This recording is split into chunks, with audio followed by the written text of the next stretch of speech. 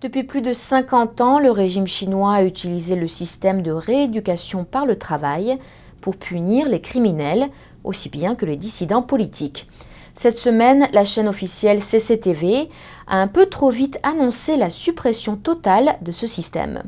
Mais l'espoir a été de courte durée et Xinhua a rapidement corrigé que le système serait tout au plus réformé.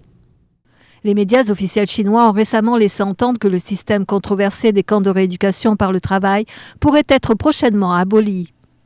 Sur son site officiel de microblogging, CCTV a annoncé lundi dernier que Meng Qiansu, le directeur de la sécurité chinoise, a proposé la fermeture du système de rééducation par le travail d'ici la fin de l'année. Cette annonce a aussi été rapportée par d'autres médias chinois. Peu après cette annonce, cependant, l'agence de presse officielle Xinhua a corrigé que le système serait simplement réformé et l'annonce initiale de CCTV a été effacée.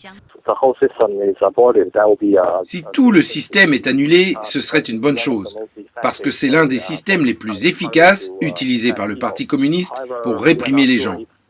Mais nous ne sommes pas sûrs si le Parti communiste va lui trouver un substitut, comme renommer le système comme une nouvelle organisation pour lui redonner la même fonction. Xinhua n'a pas précisé la portée de la réforme. Son annonce mentionne simplement certaines faiblesses du système des camps de travail, comme l'utilisation arbitraire du pouvoir pour incarcérer les gens.